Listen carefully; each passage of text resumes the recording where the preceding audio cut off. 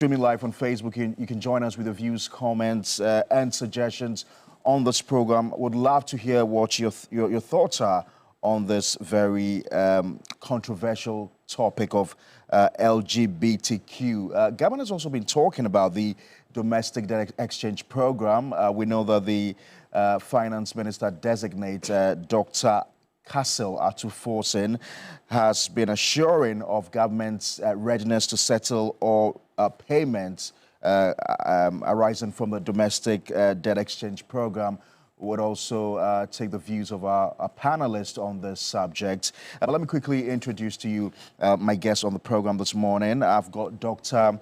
Sharaf Mahmood Khalid. He is a member of the National Democratic Congress Committee on the Economy and Finance. Good morning, sir, and welcome to The Big Issue.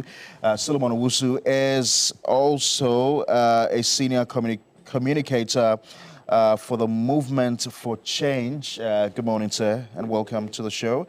Dan Jima Yusuf is Northern Regional Director of Communication for the New Patriotic Party. Thank you very much, sir, for your time.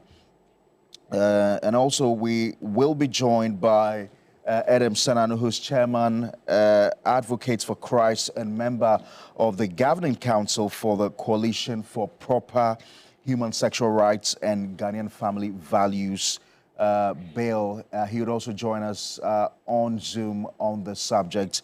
Let me start off with my in-house panelists who've already seated this morning. Solomon, let me start off with you. The anti-LGBTQ bill. Before that, let's take the sound bites of the President, John Dramani Mahama, his latest position on this matter.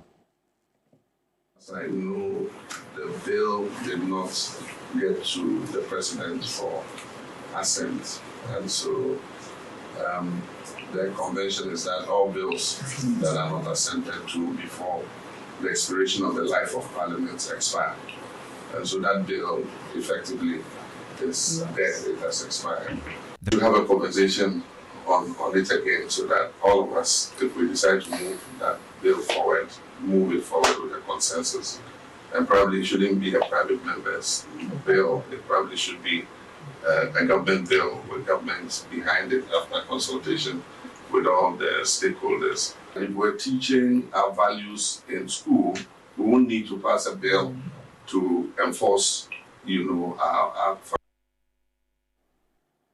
All right, so you heard President John Mahama there speaking about the anti-LGBTQ bill, which fell short of being assented by the then President, Nana Addo Dankwa Akufo-Addo. Today, President Mahama is saying that, listen, once this bill was not passed into law or was not assented by the President, then it has expired with the expiration of the old Parliament. And so it has to be started again, this time not by private members' bill, but probably by government. Solomon, I said I was going to start off with you. This is a very controversial matter. We know that it started off by a private member's bill. Parliament passed it into law. The President did not assent to it.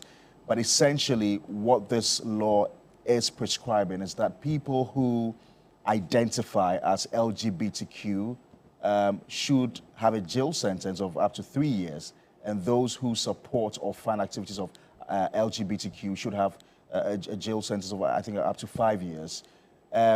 What is your take on the latest statement coming from the President? Thank you very much, Pat Christian. Good morning to our cherished viewers. Let me say, when I heard the President make those statements, I was taken aback a bit because, you see... Which of the statements? The entire statement coming from the President. I mean, some were factual. In fact, the lifespan of that bill terminated with the last Parliament, so he stated a fact. But I don't know what is wrong with a private member's bill. Does the law allows for a private person to move for a bill to be passed? If it is yes, then what is wrong with it? Also, there was consensus. Nobody must make that mistake. The entire country, overwhelming majority of Ghanaians believes and continues to believe that we should not allow LGBTQ. You believe, you want to call it the the English way. We call it trumu trumu. You understand that? I do understand. Yes, so that people will get it clear. We have moved beyond the semantics that we have to carry everyone along. We have carried everyone along. And that was one of the reasons why former President Nana Akufo-Addo, together with his government, Dan's party, lost heavily. Because they were dilly-dallying with that bill. The people of this country says, it is akin to our culture. We don't want this way. We want our lives to be that way. In any case, are we not taught not to steal in schools? Don't we have armed robbers? So the mere fact that we are going to inculcate it as part of our curriculum or curricula does not mean there must not be any law to regulate. Other than that, there wouldn't be any reason for any laws on this land. So I disagree entirely with the president. And mind you, he was speaking to the Cali Bishop Conference. It is a reason why in the early days of his administration, they have decided to go back to him to remind him. Because this wouldn't be an issue for my candidate, Mr. Alan Chemati. He would have pushed it immediately after swearing in. That was going to be a major issue we would have tackled quickly. And I don't believe that President John Dramani Mahama must begin to shift any goalposts. The Sam George and his cohorts, what they did was good. I mean, the decision by Nana Akufo-Addo not to sign was deliberate. If it is because of trade, if you look at the first 5 leading countries that we are trading with, I believe that's where the problem is coming from. You talk about Canada, you talk about China, you talk about South Africa, you talk about, India, and to a large extent, Switzerland. All of them are for LGBTQ. So if that is the reason why you do not want to, let us understand. But must we compulsorily deal with them? Why must our values affect your values? What has President Mahama said wrong? No, what he has said wrong is that now the goalpost is beginning to shift. Really? You know when he's going to reintroduce it from the government perspective? We don't know. We don't know. So why would I have to go with him? When everything was done, you just have to lift it back to Parliament. What was done? There was consensus. We all agreed that there was no need for this thing to be entertained in this country. In any case, what President Akufo-Addo did was something that was deliberate. You know, he signed the e-levy bill into law when someone had gone to court. So it was not true that because the matter was in court, he didn't have the power to sign it. When there was a clear precedent to that effect. Let us get it done. But it's early days, yes. You have just admitted. That is what. You have just admitted that bill that was, passed into law by Parliament expired with the expiration of the then Parliament. You see, prior to or days leading to the election, you remember the LGBTQ became a topical matter. When someone attaches a serious importance to a matter, you can see from the body language. I read the president from the body language perspective. And I'm saying that this business of it is early days yet. That was why we allowed President Akufo-Addo to be doing early days yet. By the time we realized we had 123 ministers, by the time we realized he was doing anything haphazard. If you want to help an administration, you help them from day one. That you remind the president. You have to we must constantly remind President John Mahama that these were the issues that we took to the election. You presented a genuine position that given the opportunity, LGBTQ will be a thing of the past. I think this morning my viewers are quite excited about you and your points. Let me just read a few of them before I come to my next panelist. John Mahama Ba says, Ghanaians have said it many times, they don't want, the word you used, what was that? True. That's what he said. But you understand, don't pretend that you don't understand this way. This business of you trying to prophesize everything in this country will be seen this year. Nilay says, Mahama has lost 20% of my goodwill. He has started. Strong arguments from Solomon Owusu there. I agree totally with you. The semantics are becoming too much. This was from Kofi Mawunyo. Yao February says, well spoken. And Atukwe says, my favorite solo. Okay, so let me take your thoughts on this. The then leader of your party, who was president of the Republic of Ghana, Nana Addo Dankwa Akufo-Addo, I imagine, failed to assent the law, the bill that was, passed into law. He failed to assent it for reasons that it was being challenged at the Supreme Court, and so he was going to wait. In the dying embers of his administration, which was in December last year, the Supreme Court made an emphatic ruling. They essentially threw out the cases that were brought in by Richard Sky and Amanda, essentially suggesting that it had not been assented, and so it was not law. And so until it had become law, there was nothing to really challenge. Yeah. Good morning to you, and good morning to my brothers. Good morning to our cherished viewers out there. I want to seek your leave to say that the second highest decision-making body of the NPP issued a statement cautioning party supporters to desist from jostling for party positions. And I think that I must make that point very clear, that we should respect the decision of the National Council of the party. I'm just cautioning my party people. We have lost an elections, yes, it's true, and we should have an introspection and come back stronger rather than the early jostling for positions. We all know what caused our defeat, apart from the apathy, you understand, the internal party elections and the MPP. In 2008, it happened to us, lack of electing our flag bearers early when we are in government. Those were the major fundamental causes of our defeat. Oh, you're talking about matters within the No, NPP. no, I'm just in my rendition, I want to put it out there. Okay. You see, also, you know what caused the defeat? Oh, yes, we know. So tell them to stop yeah, that's why we are. So there's no need for a committee? People. No, there's a need for a committee so that we gather but all you know the opinions. reasons why you lost elections. Yes, as a so party tell leader, them. I know the reasons. So tell them the reasons. Yes, we have told them. I said that apart from the apathy, internal party elections, we lost several constituencies. As a result, sitting members lost party primaries and decided not to support sitting parliamentary candidates. That's the only reason? That's not the only reason. I talked about apathy, and I talked about electing our flag bearer as early as possible when we are in government. You understand? People left our party because they lost election fairly, and it affected us. Now the same people are telling us that we have lost an election. But those are just party matters. Elections are not only won. No. It works on two legs: the aspect of party and the aspect of government. That affected our chances.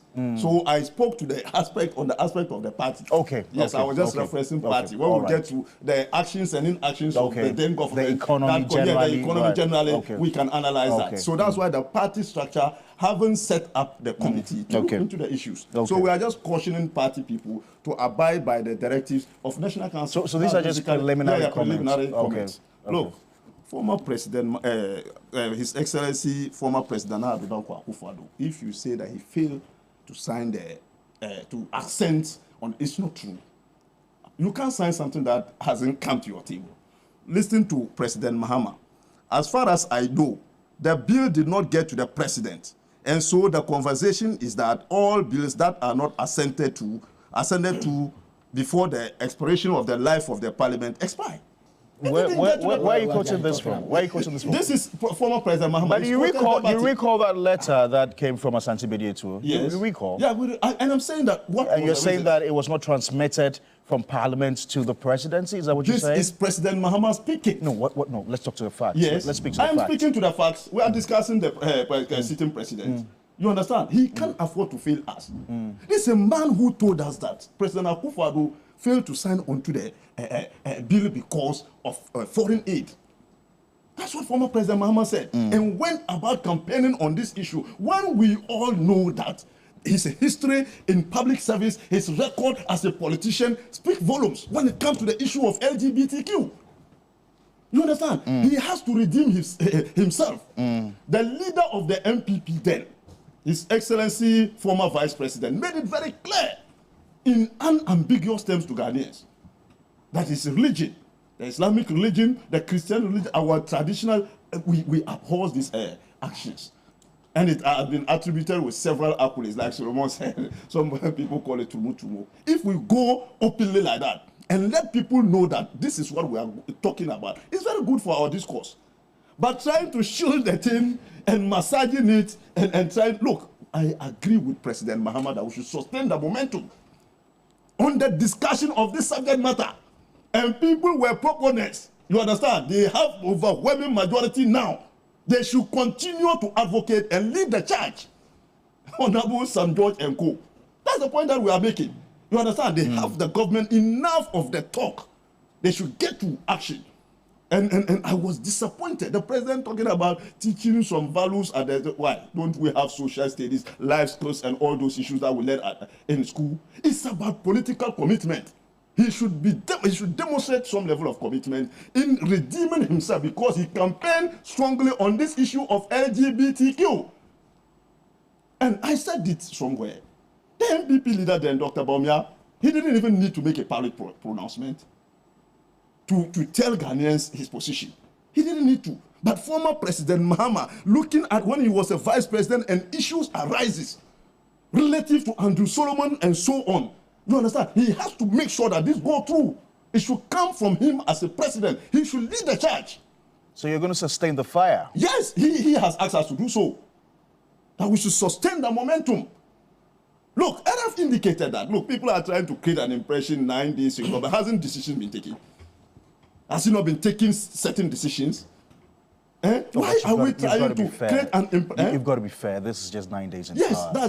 But if people are trying to create an impression that things were bad before the 9 days, and it's somehow rosy today, don't you think we should prompt them and tell them that even though it's too early, but there are issues that Ghanaians can also raise, so that the president can look into it and find solutions to it, like this issue of LGBTQ.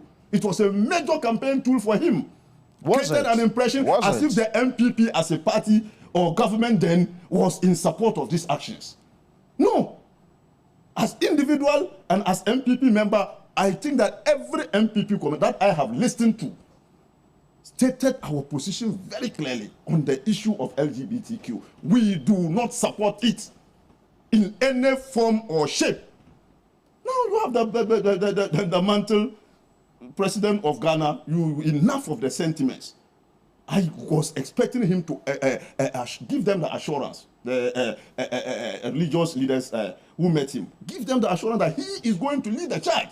But dealing with the issues, creating an impression as if we should get some broader consolidation, drag the issues. Why did you campaign on the issue when you didn't have a clear thought, focus as to how you are going to lead the charge in making sure that we put in punitive measures? If not to stop this, but to curtail it. But there are factors, social factors, and other issues. And he made a point very clearly. There are laws in this country. If you steal, it's a crime.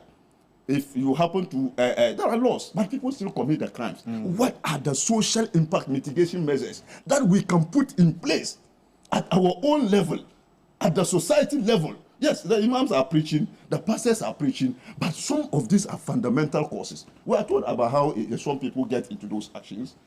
Some get to these actions when they attend single-sex schools, Some get to this when they happen to go into prison and so on. And some due to peer pressure. Recently, some small boys were arrested in Tamale and they were sent to the chief palace. All of them were boys, below 18 years. And they engaged in this act. They were sent to the chief palace, they advised them, they disciplined them. And people who saw it would learn lessons from that. And people, I heard a doctor spoke, is it true that it may also be genetic? If it is so, that people are engaged in LGBTQ because of genetic reasons, how are we going to solve that? So you cited what President Mahama said yesterday about the fact that the bill was not transmitted to the presidency, a reason why it was not assented to by the president. And I was quoting to you what the then Speaker of Parliament had said. And let me just read to you what the Speaker said then. You know, the Speaker had described the letter by the Executive Secretary to the President, Nana Santibeditu, as contemptuous. Now, according to the letter urging the clerk to refrain from transmitting the recently passed anti-LGBTQ bill to President Nana Akufo-Addo for assent is a blatant disregard for legislative processes and constitutional mandates. Now, speaking on March 20 before the House adjourned Synodai, the Speaker of Parliament said, Honourable members, on the 19th of March 2024, my attention was drawn to a letter issued by the Executive Secretary to the President, Nana Santibeditu, addressed to the clerk to Parliament, which in my opinion is clearly contemptuous of Parliament.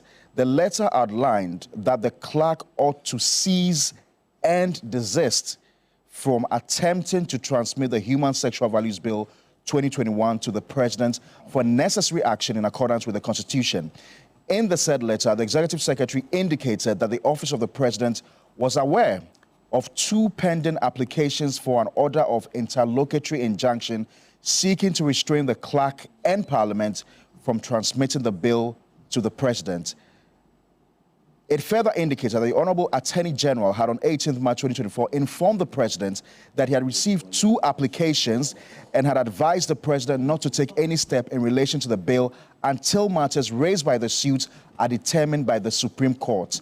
As a result, the Presidency conveyed to the clerk that it was unable to accept transmission of the bill. And we know what the Supreme Court said. Yes. It was emphatic. Yes. At the time the President, the Executive Secretary wrote that letter to Parliament, the suit had not been filed at the Supreme Court. Yeah. And we know what the Supreme Court has said. Yeah. Its ruling, its final ruling on the matter, suggests that, listen, this is not a law. Yeah. And so there's nothing to really challenge. Yeah. And so on what basis did the Executive Secretary then ask Parliament to desist from transmitting the bill? You read the statement in full. He wrote to Parliament that they should stop transmitting to the Executive. Is that not what you wrote to us? Right. With what reason? That there were pending applications yes. before the Supreme Court. Yes. You understand? And you are telling us that it turned out not to be true. At the time he wrote that letter. Right. You understand? The information I have is that the Presidency was aware of the suit. You understand? The president was aware. How come they wrote the letter? So he said that with the one hour. No, how come they wrote the letter to the Clerk of Parliament? He directed the Executive Secretary. You are making a point. I am not making a point. I am just being factual. I am stating a very clear point. I was aware of what? He sat down with the one that went to court. No, that's not what I said. Don't put words. What are you saying here? You see, you are just you are over simplifying my comments. That's not what I meant. No, that's not what I meant. I'm saying that that's the information the Presidency have. That was a pending suit relative to the bill. So what could they have done? They said that, hold on, if the legal issues are done. But is it not so basic? The Attorney General at the time, yes, who was quoted in this letter, should have known as a lawyer that bill was not yet a law once it had not been assented. Yes. So on what basis were you asking Parliament to cease and desist? On the basis of the information at the it was not law at the information, time. No, and just as the Supreme Court said. I'm saying that, yes.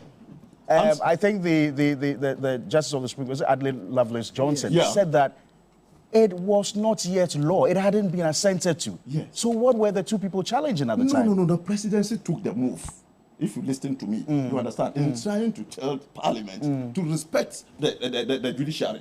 When they are done, and yes, I'm listening to him. He's telling us that at that time there wasn't any application before the Supreme Court. No, he's not saying that. He was saying that the bill hadn't been signed into a law, so there was no need for anyone to go to court. No, I'm saying that. Why did the Presidency wrote that letter to the Clerk of Parliament? Why? Based on the information they have. That's what I'm saying. Information from where? Information. Must we seek information? Must the Presidency seek information from everybody? No, we're saying from where? From where? No. To help the discourse. That has preceded that letter, Doctor. That has preceded the letter written to the Clerk of Parliament. It was under the express instruction of the President. So to the Secretary. Information from where? No. I'm saying that my information, the Presidency had the hint that there was a the President acts on hints?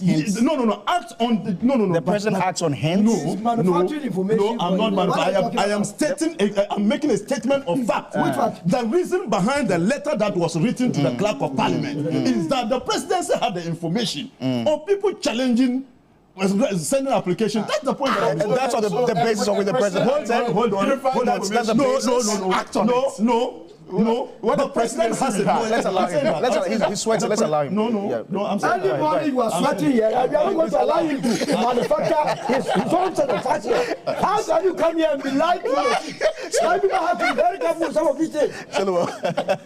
You come here every morning. It's not even up to 7:30. You are sweating profusely. You are telling us that you have information. Where from the information you are running away? Please, I am telling you. Allow him. Listen, my brother. I can understand you. You can understand. You've got to be difficult. Difficult. Allow him coming to terms with the fact that your boss lost an election. Are we discussing? That's the fact. No, I am saying that's not what we are discussing. That's not what we are discussing. But I'm saying that I know where you are coming from. You are. I'm giving you. I'm giving you. No, I know. You cannot discuss without it being a topic. No, that's not the point that I'm making. If you want us to discuss, we discuss. I am saying that the tangent that you are going. I'm giving you 2 minutes to wrap up so I can indulge. The tangent that he's going, I can understand it. Right. You understand? I can understand your difficulties. So, just make a point. So I'm saying that the president should lead the charge. We can't afford to listen to him to making this statement. He said that it expired with the last parliament. You understand? He should lead the charge. The presidency should make sure that we have a law passed in this country punitively to punish people who engage in that act. That was the position of John Mahama and the NDC. And everything short of that, Ghanaians will come strongly at them. Because that's not the promise. So I'm saying that all the issues that we have raised, he himself said that it expired with the 8th Parliament. And we're now looking at how we are going to make sure that that's why he said we should sustain the momentum. The private members bill, the people are still alive. Some of them are still members of Parliament. They should continue to champion the cause. But I'm saying that as a president of the Republic of Ghana, he should lead the charge. But presidency, the letter written to Parliament, the clerk of Parliament, stopping them from transmitting it, you indicated that the Asante that wrote the letter, and he wrote that on the express instruction of the president. My final question to you before I indulge my friend from the NDC, I just want to read to you what the Supreme Court said in December. After several months of, and this from the BBC, says after several months of consideration, the judges said the case couldn't be reviewed until the president had signed it into law. Yeah. Quote, and this is quoting Justice Lovelace Johnson, says, until there's presidential assent, there's no act. Okay. There's no act. Okay. The 2 cases were unanimously dismissed. Okay. Now, I'm not a lawyer. Yeah. The Attorney General, the respected Attorney General, Godfrey Dame, should have known this. This is too basic. Did you say respected? Oh, yes. Disrespected. You disagree? Well, this is too basic. This is too basic. No. I think we should be careful with adjectives when we are describing public officers. And Attorney General is Attorney General. He's still respected. Attorney General is Attorney General. I think you should respect your public a bit and your viewers in how we describe. I'm not saying he's not, but we all know what has happened in past. No Attorney General in the history of this country has been caught on tape in that disgraceful manner. So let us be careful about how we. I will come to you shortly. You may have your own opinions. Which is why we shouldn't trust our opinions in the face of. You're a host, but you're a host of a program. Let's not trust. He's a former. Yes, that's what I'm saying. You're a host of a program. Let's not trust our opinions. Let's be careful. I'm just trying. Look, senior, again, this is another adjective you are giving me by saying senior. I'm okay with Sharif. Please. What I'm just saying is that for the decency of public engagement and transmission of information, let's be careful not to qualify certain adjectives and trust them onto the public. Sharif. Attorney General is Attorney General. I didn't see the semantics of I'm not saying there's something wrong with that. But I don't think we should go on and on. Yeah, but I just say I'm helping your show. I'm helping your show. More than anyone. Yeah. Oh no, because of your interjections. Please allow him. Allow me to wrap up on this. So I'm saying that he's respected. Godfrey Dame has that. Go and check his record. Public service. Just go ahead in terms of defending even this country against people who are claiming to be respected. Look, so I'm saying that basic line, but the baseline is that for President Mahama should lead the charge. All Ghanaians were all looking at him to continue. He stopped in opposition because he's now the president of Ghana. He said that he's coming to make sure that there is a law in this country that bars this behavior of some members of the society. And I think that Ghanaians will support him in that regard. And if he makes a move to be able to solve this issue for us. So I am very certain in my mind, this is not an issue that we should drag our feet. Right. We have all agreed that it's bad, that we should speak against it and pass laws against it. Right. You're still going on and on and on and on. Sharif, let me hear you. Yeah, with with the kind of sweat you've actually... I'm coming from far. What I'm saying is, I mean, look at the ounce of sweat you've actually dissipated this morning. I wish you had dissipated half. I wish you had dissipated half of that sweat when the bill went before the president to accent. So if you had done so, we wouldn't be here. I'm just quoting what President Mahama said yesterday. He says, I don't know what the promoters of the bill intend to do, but I think we should have a conversation on it again so that all of us, if we decide to move on the way forward, we move forward with a consensus, he added. And someone's just telling you that. What is President Mahama talking about? I mean, like, I could understand where Solomon is coming from and where my brother trying to make it a... They are still in campaign mode, which is okay. But the president is saying he doesn't know what they intend to do. No. The point is, at the time, who even introduced the bill in the first place?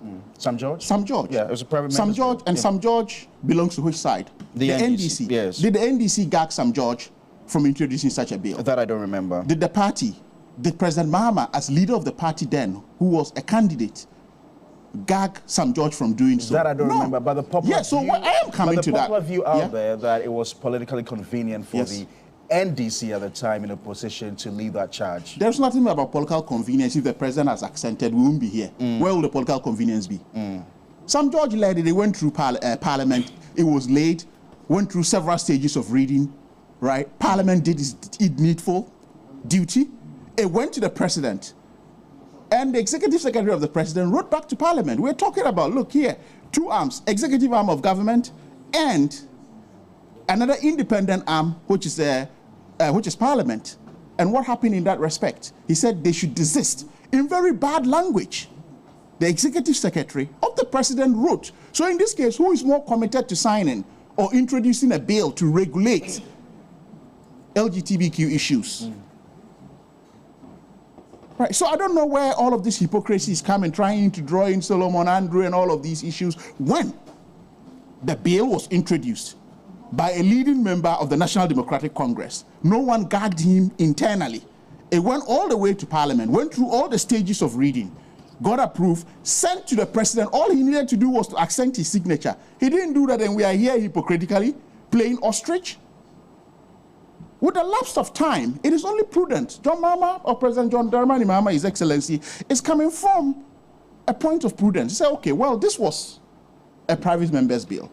This has become a sensitive subject ever since it was introduced. Given that it's lapsed, can we go back to actually calling on consensus from all key stakeholders to see what we could amend? For all you know, certain things have even been missed.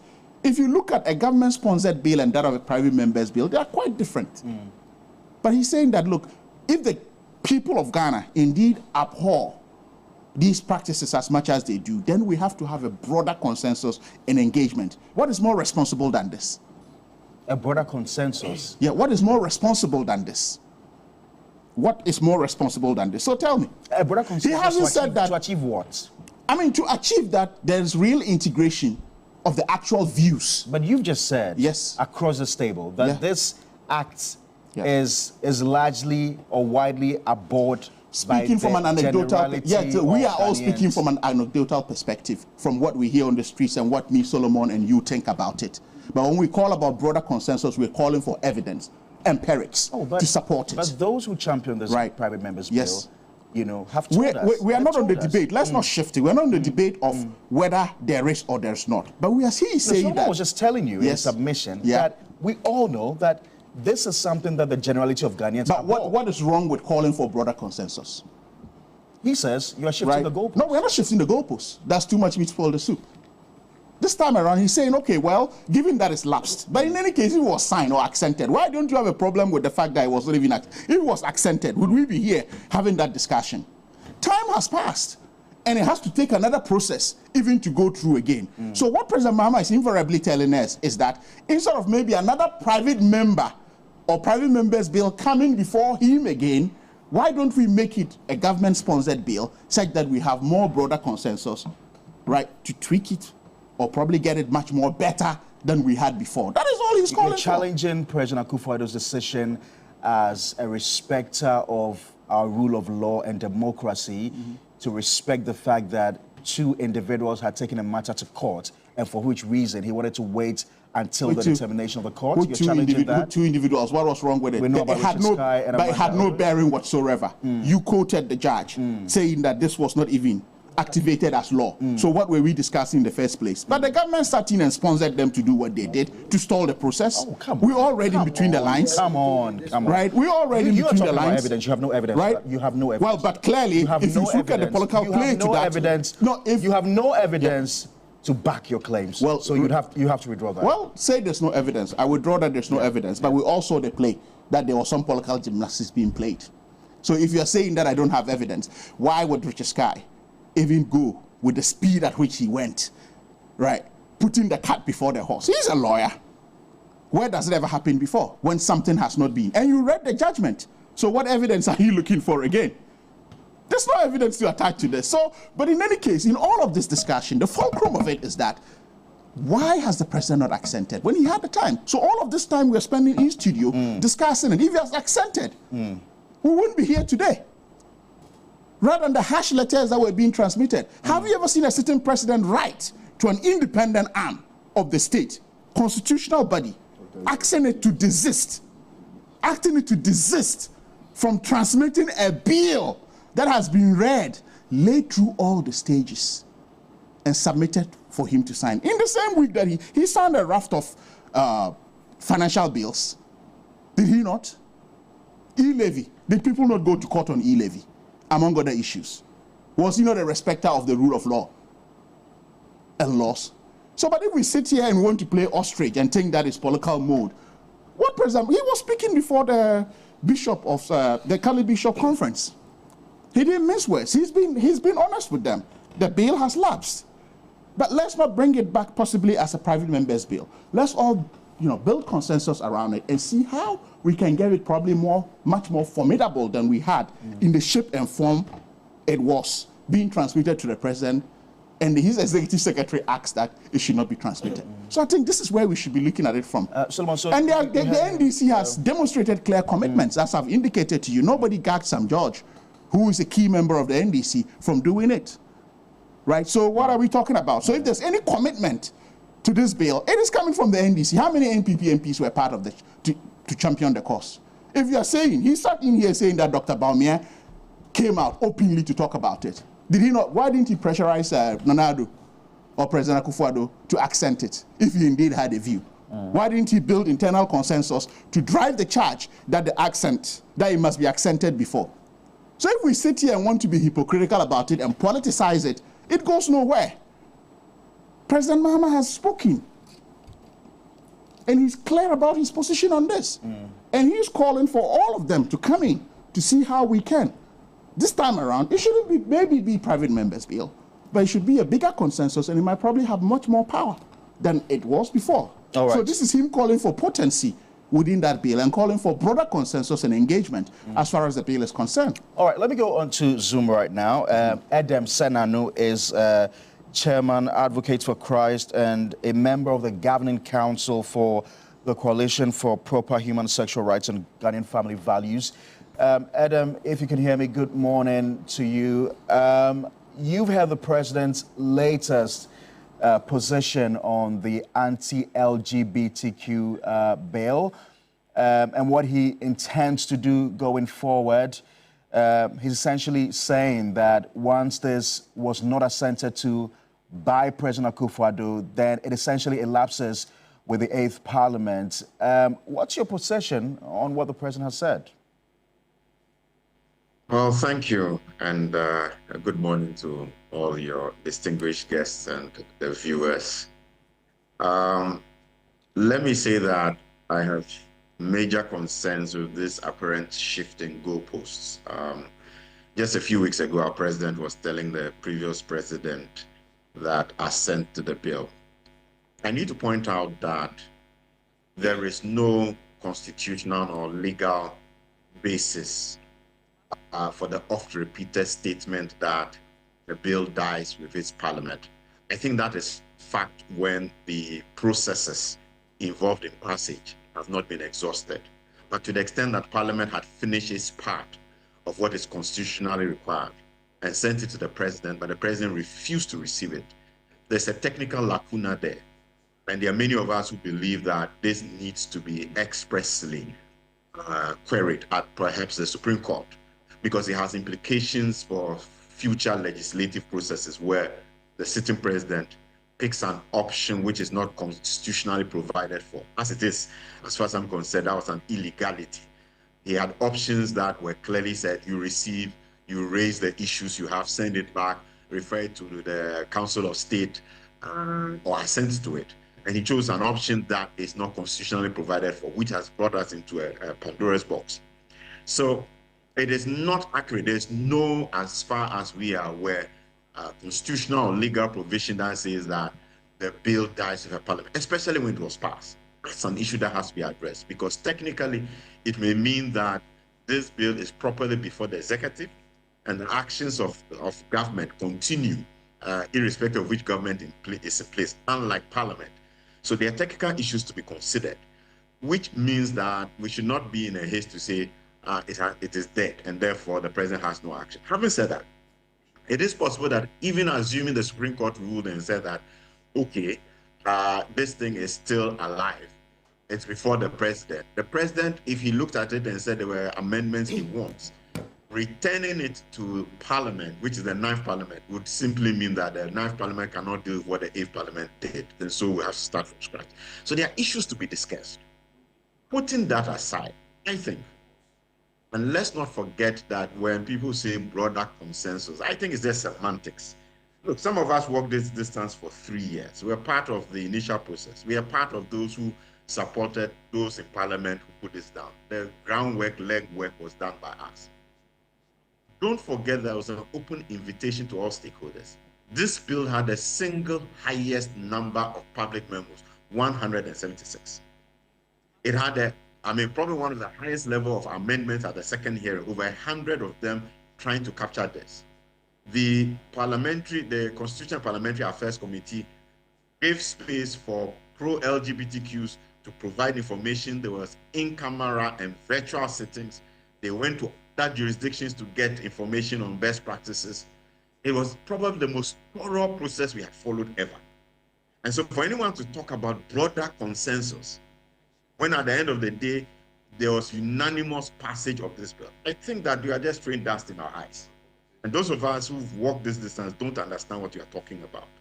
So we have a meeting today, and I'm sure one of those outcomes is likely to ask for audience for further and better particulars. I'm not convinced that a heterogeneous government, which has different interests, will have the same kind of passion and energy as some of us who push this as a PMP. And I don't see any compelling justification at this point for the shift in goalpost.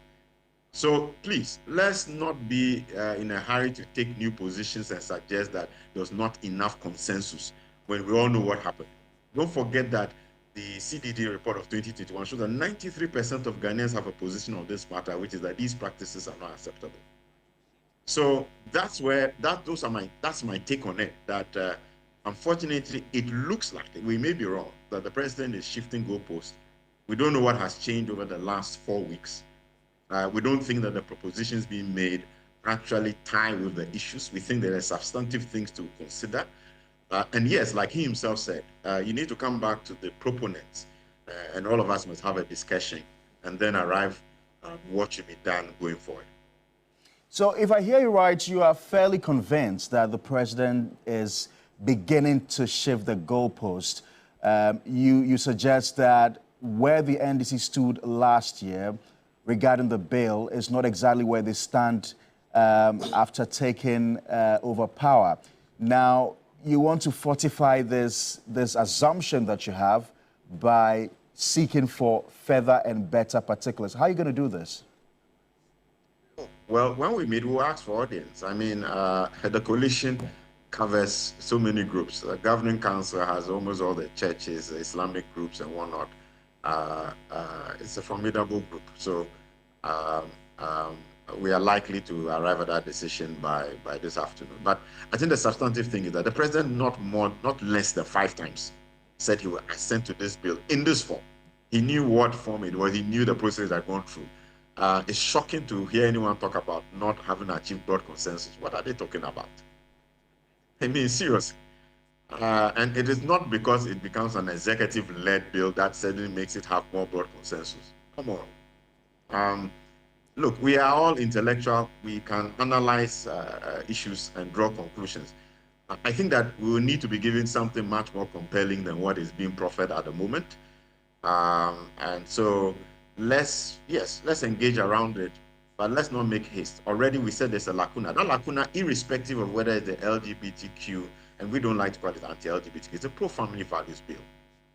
Irrespective of whether we're talking about a pro-family values bill or not, that situation where a president can choose to take an action which is not outlined in the Constitution is a risk, a great risk for all of us going forward, because any other bill could suffer this process, even if you have the majority of Ghanaians and well-meaning patriots say this is what is good for us.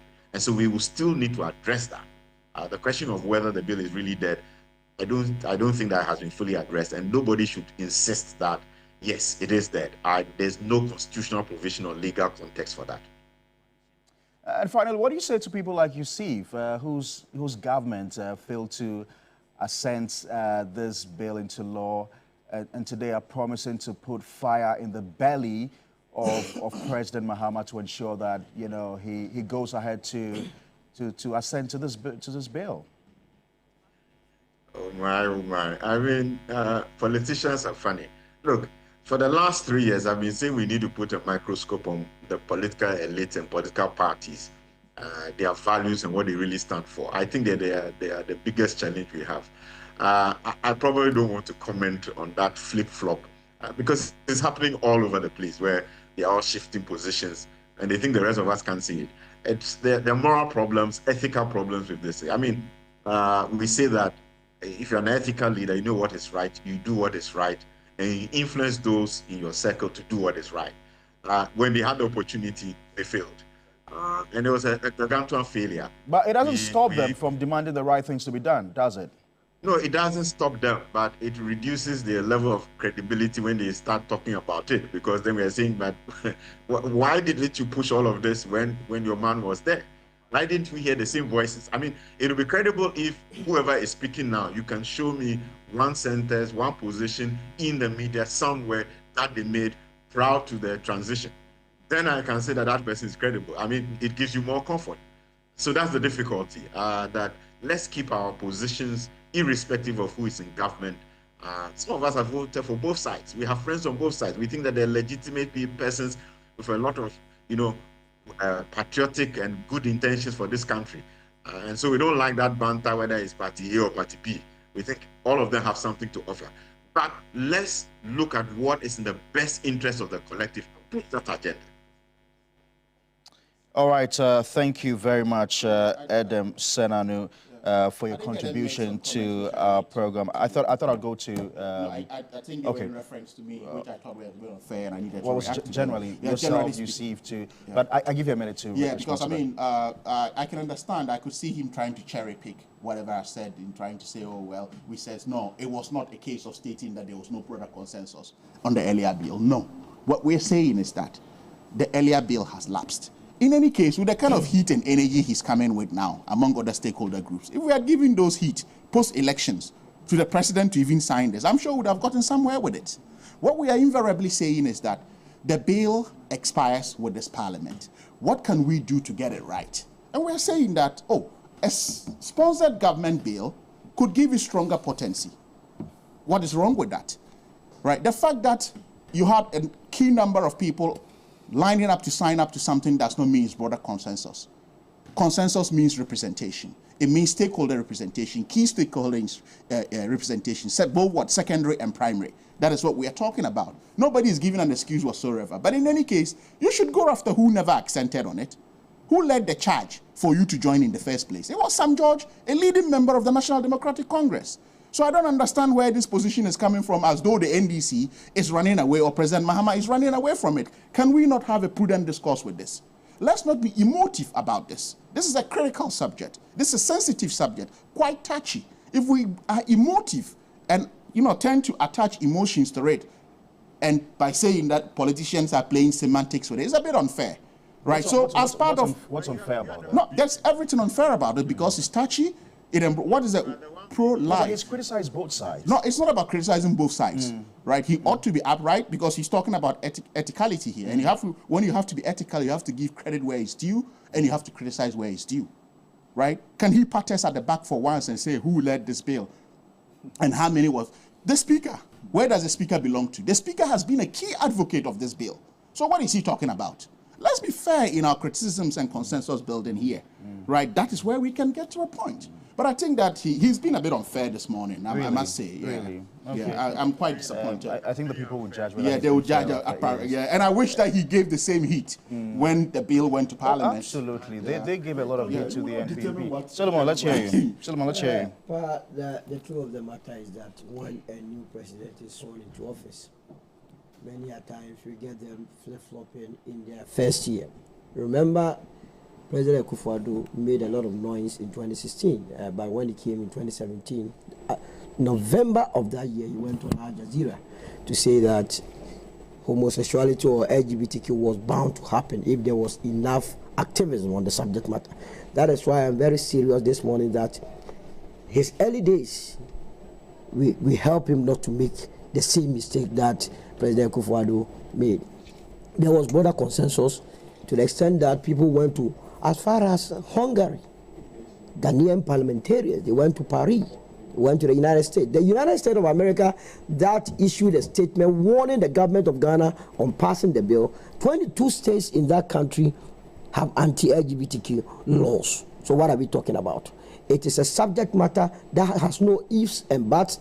There has been enough consensus, broader consultation, all that the president needs, and private members' bill is as good as public members' bill. If the government of the day was so happy or not interested in introducing it, and the private person did, what is wrong with that? So clearly, the new Patriotic Party and by extension, Nana Akufo-Addo, they were not happy or interested in the bill. And I'm very surprised that my brother Dan Yuma this morning is trying so hard. When you do that, you offend the sensibilities of the people that are watching us. That only 3 weeks or a month ago, when we came on this same studio, and interestingly, I was sitting here, he was sitting here, he was defending the LGBTQ nonsense. Today you are saying that, oh, we must all of a sudden shift the goalpost. Yes, I agree with you, but you don't have the moral turpitude to ask the president to be doing that, unless some of us. Consistency is key. Because if this had happened, if Mr. Lanchamanti was the president and this was his posture or his position today, I'll call him out. We cannot, and let me tell the National Democratic Congress, together with the current government, that they hold the key to our democracy. If they decide to disappoint the people of this country this time around, I'm telling you, our democracy is gone. We must not be shifting posts, go post. We must go with what the people of this country, forget about. This country does not belong to the Europeans or the Americans or the Indians or the Chinese that we are doing business with. It belongs to Ghanaians. And you are dealing with African countries, with the exception of probably South Africa. Which other African countries into this LGBTQ? If the Europeans, if the Asians, if the Americans are not ready to do business with us, do business with Africans and we will survive it. Uganda is in, they are surviving. Our life does not depend on these people that want to foist or force their culture on us. Have we asked them to be doing polygamy? Have we? So why do they want to force something on us?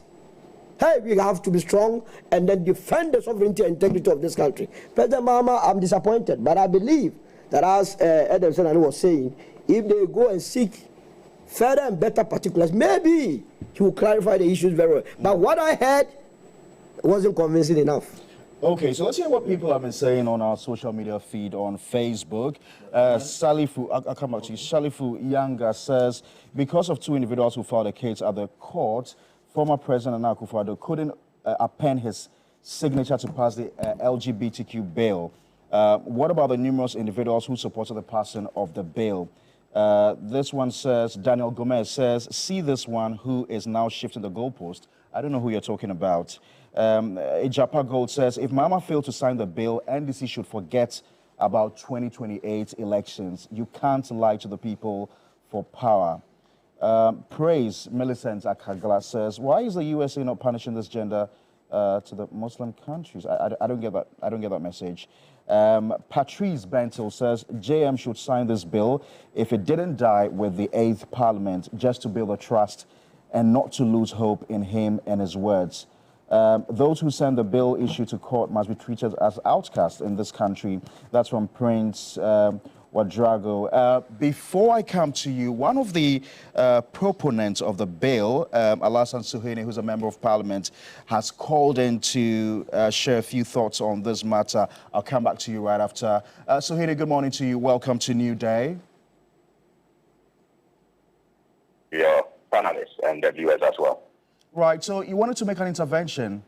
What exactly do you have to say? Yes, I just wanted to draw attention to something I think is missed in the conversation that His Excellency President Mahama had with the Catholic bishop. First of all, you have to view the bill in a context. And from that context, you look at the conversation that took place. The bill, as it stands now, has what you can say is the form and then the content. His Excellency President Mahama said nothing about the content of the bill and his position on the content. But look at the form. So what we say, form and substance. The substance of the bill was not discussed. President Mahama's position, as far as I know, has not changed on the substance of the bill. The substance of the bill was to prevent, the promotion of LGBTQ and to promote family values. That position President Mahama has not, commented on, and I know that he has not changed that position. But the form that it should take in getting passed, and if you listen to my brother Senano, who I must commend very well for, his activism when we were promoting this bill and his contribution to it, you realize that he also introduced another form. And the form that he introduced is the suggestion that this bill does not die with the previous parliament. That is a view that we have to interrogate, we have to discuss among ourselves and do consultations with the legal brains to find out if it is a position that is worth, pushing. If that is not the case, then what the former president said is another form. The other form is, as we have always been made to believe, that bills die with previous parliament when they are not signed by the president, is that it be reintroduced into this parliament. And if you listen to the former, His Excellency President Mahama, he was clear again when he said that the government will have to take it up and that it may not have to be a private member's bill. That tells you that he has not moved away from, the substance of the bill and the need for it to be passed. The conversation is about what step to take next. And so let us get it straight. The conversation is not about changing positions. The conversation is what step to take next. And we're having this conversation because the previous government and the former president, Nana Akufo-Addo, put us in a situation where we are having to have this conversation now. So the conversation is about what step do we take? Do we take the step that Senano is advancing, where the argument is made that because this bill was passed and the transmission to the presidency had begun, it does not die with the previous parliament, and so processes can be triggered for the current president to sign it? Or do we take the president's suggestion that it has to be reintroduced to this new parliament, and this time around he is even suggesting that it should not be a private member's bill, it should be a government bill. Right. And any of these two are on the table for us to discuss among ourselves. And let's not forget, this is a new parliament made up of new members. And so if it is going to be reintroduced into this new parliament, do not be in a hurry to assume that it is going to enjoy the same level of support that it enjoyed in the previous parliament. You never know. And remember, even this parliament has about 4 independent members of parliament. You never know, the positions of the new members of this parliament. But all right. What I want to reiterate is the fact that the conversation is about whether this bill has died with the. I think the conversation should. I think your point is well made. I think your point is well made. The previous parliament, or whether it should be reintroduced with government support this time around. That's where the conversation. Thank you very much. The Honourable Alassane Suini called into one of the proponents of this bill, who called into also make some clarifications to the program. You see, Honourable Suini, he said nothing. He just spoke English. He should have been here. You have a very competent rep here who is representing you people. And you just phone into the program to say what? Is he telling us that President Mahama is not aware that the bill expired with the 8th Parliament? He's not been advised. Is that what Honourable Suini is telling us? That it can be reintroduced? And he made those statements before the Catholic bishops? Is that what he's telling us? You see, sometimes when you people, we're not going to give you people roses or flowers. That's not what we are going to do. You do me, I do you. You give them bullets? Don't vex, doctor. We will hold your feet to the fire and prompt you to do. Look, you will still live in the past. Don't we have consensus on this issue of LGBTQ? Why are you still talking about consensus? It's about President Mahama's reluctance. But you failed to assent it. He has shifted. Look, we are living in the past. You understand? We failed to. They are in government now. So we shouldn't remind you. I am saying it doesn't matter. We can continue. No. Why are you so uncomfortable when I'm speaking? Relax. You people were speaking. I was quiet here. Just make sure you don't. You understand? No, I'm not. You will not determine what we say here, doctor. We cannot remind you. He kept on saying that. No, that's not the point that I'm making. We kept referencing the NDC past. That's not the point that I'm making. We have a new government in place who went around campaigning and claimed that the last administration, President Akufo didn't do that because of foreign aid. No, what people are saying is that you've got to be measured in your position. No, can you quote? Because in less than a year, just about a month ago, the president of Ghana, who was leader of your party, had all the chance. Said that. Please respond to me. Please respond to me. It's a city of. Gentlemen, please respond to me. Don't respond to him. Okay. I'm saying that he's being distracted. I'm saying that it's a news report. I can read to you a news reporter where former President Mahama went campaigning and made those statements. I'm not conjecturing, doctor. You people should relax. Time will humble you. I'm saying that I will do that. I'm still speaking. You are being distracted. Time will humble you people. But a lot of comments. You should be patient. I'm saying that time will humble you people. On Facebook, you should be comfortable when you are subjected to scrutiny. Measured in your position, because in less than a month ago, the NPP, your party, had all the chance in the world to assent this bill, and you refused to. Yes, so that means we lack the moral author to speak to this issue. That's what. No, that's not true. That's not true. We told you. We discussed the processes that led to why the bill wasn't accepted. Justifiable? No. I'm saying that. Oh, but why? He indicated it was a private member's bill that had to go through the process. And someone said that I am leading, and I'm saying that looking at the history, the personal public life of former President Mahama, his engagement when he was in government, his relationship with people, with the LGBT community, he needs to lead the charge. What's the relevance of that? The relevance of that is that when we said that in the past, the NDC denied his association with Andrew Solomon and Co. The relevance of that, he needs to peg himself to demonstrate to Ghanaians that he doesn't support that act.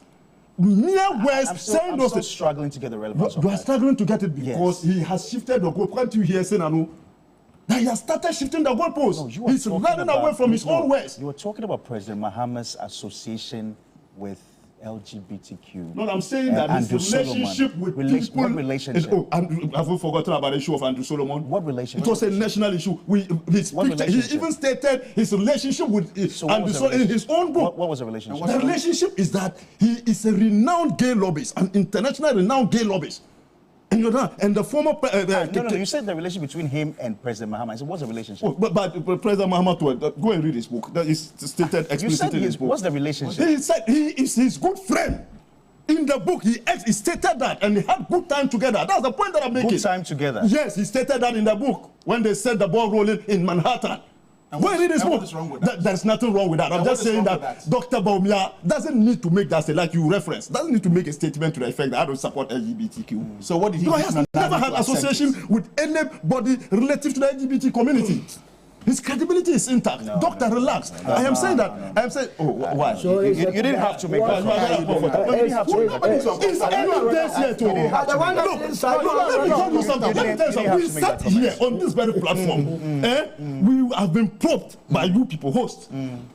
Solomon also, he was here. NDC was here when we were in government. They made all the terrible statements on this very platform. Today, what is the difficulty in you people? You're still not quoting them. I'll do that. No, you will not tell me what to do here. But give evidence back. Don't do that. Please, you are over distracting me. I'm saying that. They should be humble. And time will indeed humble them. They cannot accommodate. Maybe we should all be humble. We don't have any power to implement anything again. They are in government now. And they have to lead the charge. He is still living in the past. President Akufo-Addo didn't assent to. We should still put the blame on President Akufo-Addo. Is that what we should still do? No. We have a current government in place. And a man who pledged to Ghanaians that he is coming to regulate it. Today he's trying to shift the goalpost. I'm not the one saying it. Solomon also said it. Senanu said it. He's the only person who is defending the statement of former president, current president here. Nobody heard Adam. All of them said you were also shifting the goalposts. That is what I'm saying. That you see, you can reference that, but here we have an issue. Do you accept? No. We explain to you. Don't accept that you are shifting the goalpost. Which goalpost? Did we ever supported the issue of LGBTQ? Has anybody in MPP made a statement in support of LGBTQ? Your party failed to send the bill into law. Your president, Nana Addo, our president, who was leader of your party. Yes. Now you are telling John Mahama to sign it. He campaigned on it, and he won the elections. And that's why somebody sent you a text. You should forget the 2020 NDC should 2028 election. You already decided the winner of the 2028 No. That if they have made promises, they must fulfill them. That's the point that we are making. And they should be humble enough to accommodate criticism. We accommodated you. All your acerbic statement that you made against our government. We were in a position to defend. But certain things, we let go. Now you are in government. Barely 9 or so days, you people cannot accommodate criticism. So you think they're blowing hot and cold? Yes, that's the point that I'm making. And doctors should stop living in the past. You have the power now. We have a sitting president now who campaigned on the issue of LGBTQ. He should redeem himself. Doctor, are you living in the past? I'm not living in the past. I mean, what's wrong with me saying if it was accented, we wouldn't be here in the first place? How is that living in the past? If President Akufo-Addo has accented, you said Dr. Bawumia had a clear position on it. Nobody knew the clear position. He has not stated publicly anywhere to say whether he supports or not. But actions speak louder than words. What did he say when the president did not accent it? When he was campaigning, what did he say about it? Nothing. Zilch. So if we are here today and you are cracking a lot of sweat to defend it, then there's a problem somewhere. No, allowing him, he took hot tea this morning, that's why. No, you served him the hot tea. I'm coming from far, so pardon me. Did he ride a bicycle to studio? No, right. It doesn't matter. Let's all be humble. Let's be humble. He said that we should be humble. So I was just waiting for him to read his city. No, I'll do that. Yeah, his city report on that. No, when you have your time, you read it. I gave you a lot of time to read it. So what I'm just simply saying is this. I thought that we would have all, including Senanu, we're not saying we disagree with them, right? Times have changed, right? A lot has happened. It went to Parliament. It went through Parliament, went through all the stages. And remember, at every stage of the process of this bill, there was no position in the NDC, nor from the office of the former president that says that they disagree with the bill.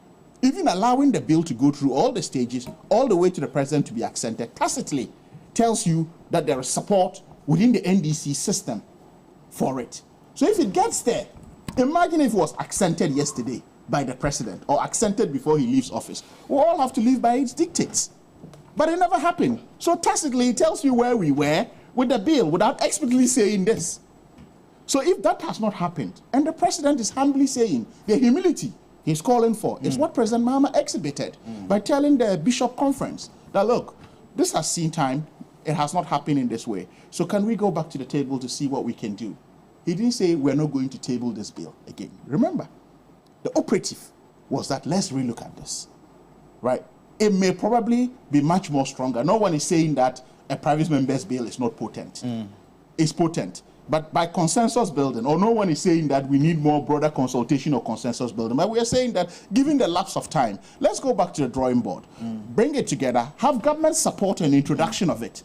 Then we have all the... a reintroduction. For a reintroduction. Okay, so people like... If there's room for that, right, maybe some tweaks again needed to be made. There are people who hold contrary positions. I mean, one of those people is Edwin Bockman, who believes that the issue of a bill expiring after Parliament has completed its work is a significant legal challenge.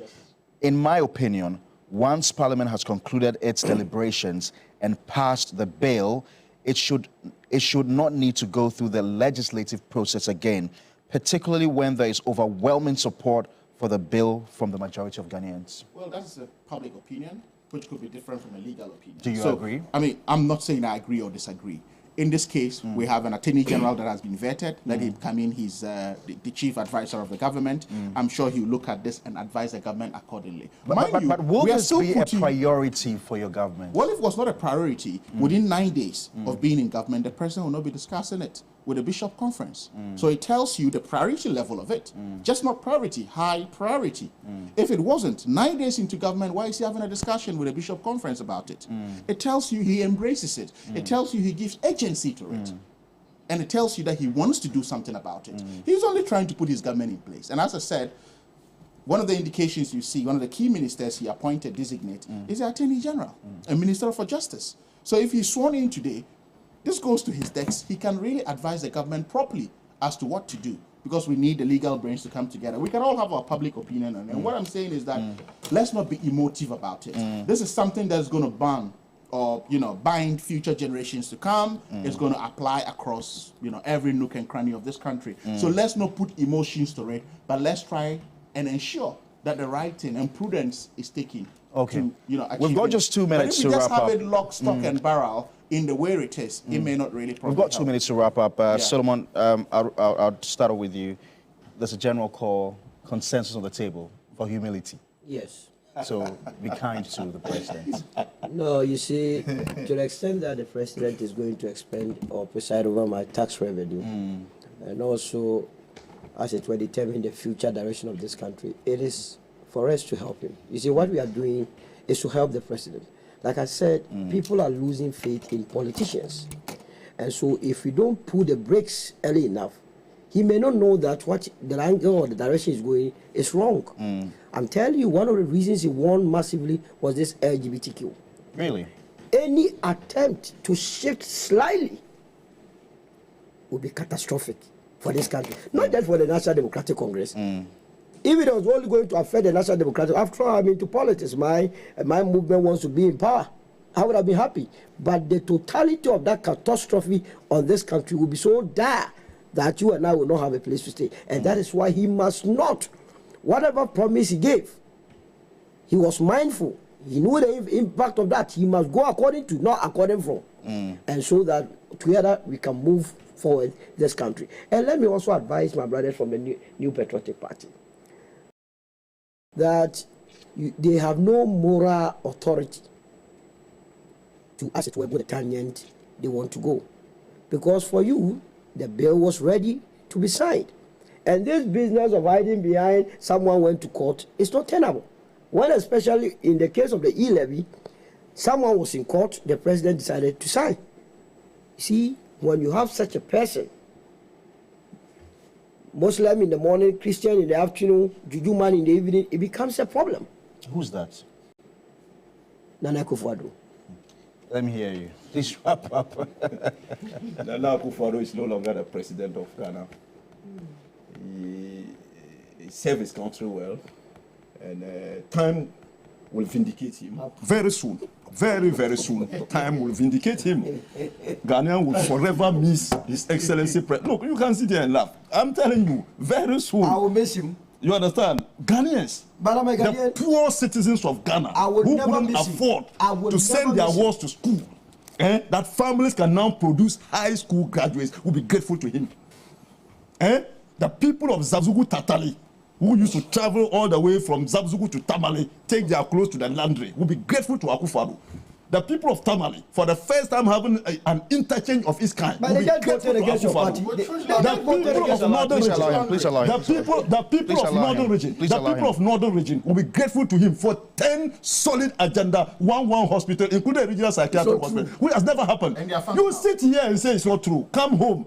You understand? Come home. I say come home. Come back to the MPP. You people, come home. Come home. Don't do that. Look, I'm going to. No, this is a political issue. The issue of LGBTQ is a political. Don't say that we shouldn't politicize the issue. All right. You politicize it when you were in opposition. No, it's a political issue. It needs the president the requisite political commitment for him to stop dodging what he promised the people of Ghana. He should make sure that we have a law in place to punish people who engage in that. All right, gentlemen. I'm afraid we've got to leave it here. Thank you.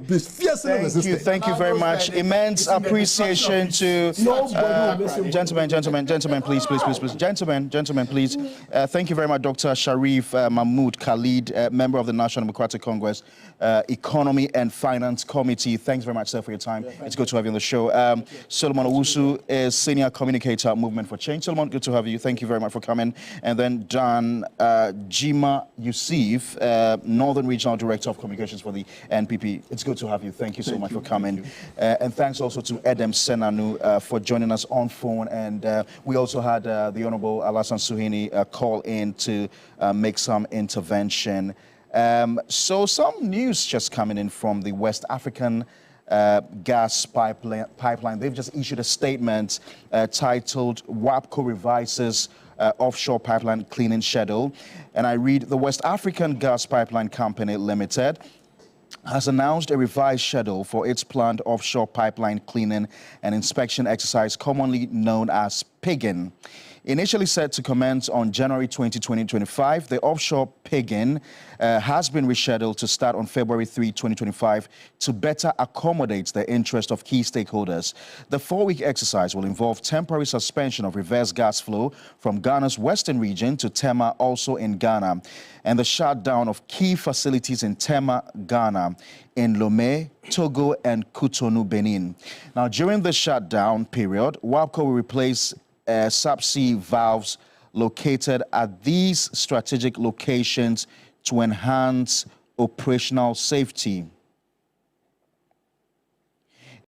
It goes further to say the comprehensive cleaning and inspection exercise is a key regulatory requirement and aligns with industry best practices to ensure the safe and efficient operation of the West African gas pipeline. The project encompasses the entire pipeline infrastructure from Itoki in Ogun State, Nigeria, to Takoradi in the Western Region, Ghana. The cleaning exercise is in 2 phases. The first phase, completed in December 2024, involved cleaning and inspecting the onshore section of the pipeline within Nigeria. The second phase, scheduled to run from February 3 to March 2, 2025, will focus on the offshore section of the West African gas pipeline stretching from Badagry, Lagos State, Nigeria to Takoradi, Western Region, Ghana. WAPCO is required to conduct these inspections every 5 years as part of efforts to maintain the integrity of the West African gas pipeline and to ensure its continued safe and reliable operation across the West African region. And that's a statement coming in from the West African gas pipeline. And another statement just coming in now, signed by Callistus Mahama, PhD, Secretary to the President, copy to the Chief Director, Ministry of Foreign Affairs, Accra, titled Recall of Diplomatic and Service Passports. And I read, I wish to request a recall of diplomatic and service passports issued by the previous administration. This exercise aligns with the government's commitment to ensuring the proper use and administration of official and travel documents by national and international standards. The recall aims to prevent misuse, safeguard, and the country's reputation and maintain the integrity of our diplomatic engagements. The ministry should take the following steps to facilitate the process. A, issue a public notice, which is to notify all holders of diplomatic and service passports issued by the previous administration to return these documents to the ministry for verification and reissuance where applicable. B, set a deadline for compliance, which includes specifying a reasonable timeline for all concerned individuals to comply with a recall later by 24th January 2025. C, to conduct verification, which means undertake a thorough review of all returned passports to ensure that they align with the current eligibility criteria for issuance. 4, your cooperation and expedient action in this regard will contribute significantly to maintaining the credibility and efficiency of our country's passport system. Do not hesitate to contact my office for any further clarification or assistance you may need in executing this important exercise. Signed, Callistus Mahama, PhD, Secretary to the President. Don't forget to cash out. Helen Ampofu will join us with more on that. Thank you, gentlemen, once again for joining me on Big Issue. We'll be back again shortly.